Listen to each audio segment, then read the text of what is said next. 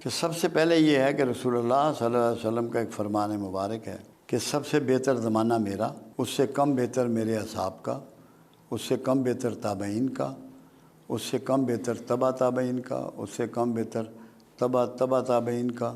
یہ 5 دور ہیں۔ اس کے بعد چھٹا دور جب شروع ہوگا، یہ دور فتن ہوگا، جو قیامت تک بڑھتا ہی چلا جائے گا۔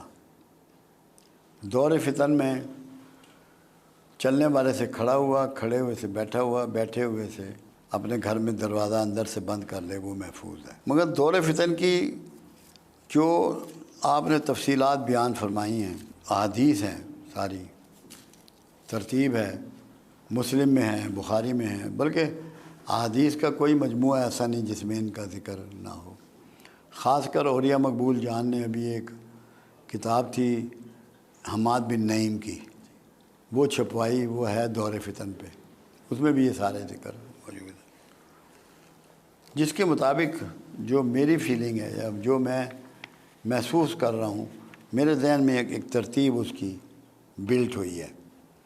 کہاں سچ ہوتی ہے کہاں نہیں ہوتی، یہ تو مالک کا کام ہے۔ اپنا ارادہ بدل دے، اپنا پروگرام بدل دے، وہ تو مالک ہے۔ پہلے نمبر پہ جو اب واقعہ آپ دیکھیں گے وہ ہوگا ہر مجدون کی جنگ، جس کو میگا ڈاؤن کہتے ہیں، جو ابھی فلسطین میں ہو رہا ہے، یہ بڑھے گی۔ اچھا، ہر مجدون ایک پہاڑی سلسلہ ہے، وہاں ابھی شروع نہیں ہوئی۔ جب وہاں ہوگی تو یہ ورلڈ وار ہوگی اور دنیا ساری اس سے تباہ ہوگی۔ ویسٹ کا تو نشان بھی نہیں بچے گا، بہت زیادہ دنیا میں تباہی مچے گی۔ اس کا نام ہے انگلش میں میگا ڈاؤن، عربی میں اس کو ہر مجدون کہتے ہیں۔ یہ پہاڑی ہے ایک، جو میں جلدی دیکھ رہا ہوں جس دور میں آپ اور میں رہ رہے ہیں۔ اس کے بعد ہے خروج دجال۔ 2 نشانیاں اس کی 3 پوری ہو چکی۔ مسلم کی حدیث ہے کہ دجال خراسان سے خروج کرے گا۔ خراسان یہ افغانستان وغیرہ، یہ سارا خراسان ہے، اور اس کی حمایت کرنے والے پچکی ہوئی ڈھال کے چہرے والے ہوں گے۔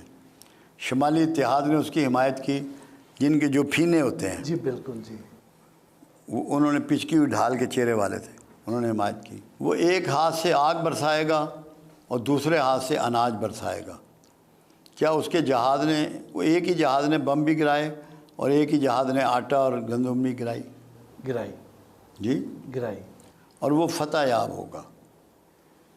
پھر ایک اور علامت بتائی، وہ حیرانگی ہوتی ہے کہ 70,000 اصفہانی یہودی کالی ریشمی چادریں اوڑھنے والے دجال کے ساتھ خروج کریں گے۔ اصفہان میں سب سے زیادہ آبادی جیوز کی ہے، ان کی پارلیمنٹ کے ممبر بھی ہیں، اور کالی ریشمی چادریں اوڑھتے ہیں۔ جی بالکل، دیکھیں میں آپ کو بتا رہا ہوں تاکہ اب یہ ہے خروج دجال کا زمانہ۔ جتنی نشانیاں ہیں نا، ابھی یہ سکے ختم ہو جائیں گے بالکل، یہ نوٹ کارڈ، کریڈٹ کارڈ چلے گا، تاکہ ایک آدمی آپ کے سارا فائنانس کو ایک لمحے میں روک لے۔ آپ کی زندگی کو ایسا کر دیا جائے گا کہ ایک آدمی آپ پہ رول کرے پوری دنیا میں، چاہے کرنسی ہو، چاہے موبائل ہو، چاہے کھانا پینا ہو، کچھ بھی ہو۔ یہ اب خروج دجال کا زمانہ آ پہنچا ہے۔ پھر ظہور مہدی ہے نزدیک، اس کے بعد پھر خاتمہ بنی اسرائیل ہے، جو ہر مجدون ہوگی نا، اس کے ساتھ ہی اسرائیلی ختم ہو جائیں گے۔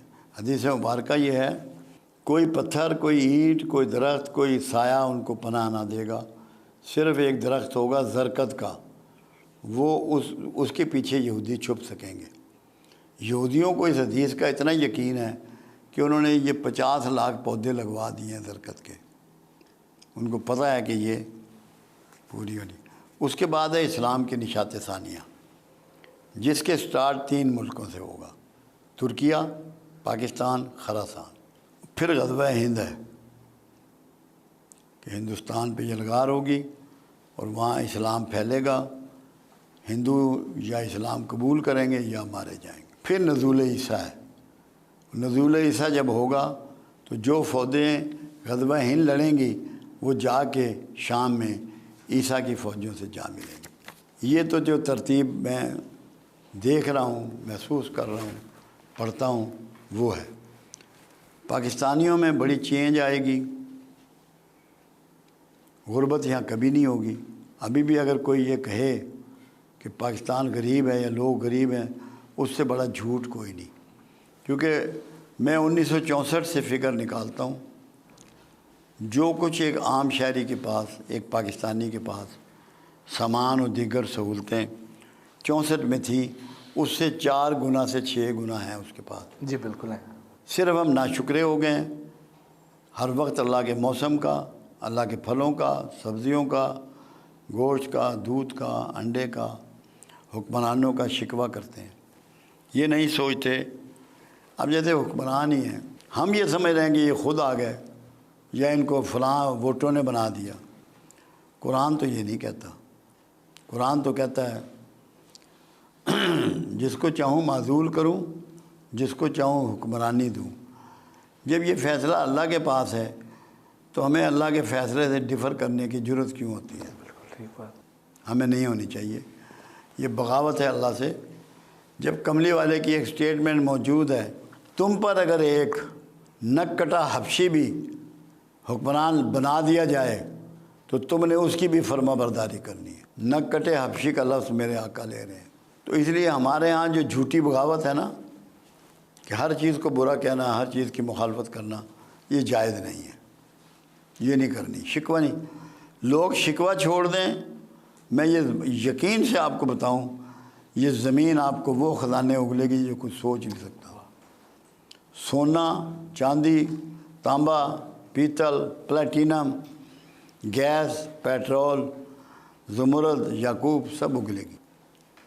اللہ پہ شکوہ چھوڑ دیں، شکوے نے ہمیں ذلیل کر رکھا ہے۔ یہ جو کفار ہیں یا یہودی ہیں، غیر مسلم ہیں، تو وہ تو ان احادیث کو پوری طرح مانتے ہیں اور اس کے مطابق اپنی تیاری بھی کر رہے ہیں۔ بالکل مانتے ہیں وہ 100%۔ لیکن ہم بطور مسلمان اس پہ یقین ہی نہیں رکھتے ہیں۔ اور یار یہ نہیں بات، یقین سب کا ہے۔ جو مختلف مکاتب فکر پیدا ہو گئے ہیں نا، اور مسالک پیدا ہو گئے ہیں، انہوں نے ڈاؤٹ فل بنا دیا ان باتوں۔ اگر سب کی بات ایک ہی نکلے تو کیسے نہیں مانے گی؟ پوری امت مانے گی۔ پھر تمہاری ڈائریکشن سیدھی ہو جائے گی۔ اس لیے میں لوگوں کو کہتا ہوں کہ 2 چیزوں تک اپنے آپ کو محدود کر لو علم میں، قرآن تک اور صاحب قرآن تک۔ واہ واہ۔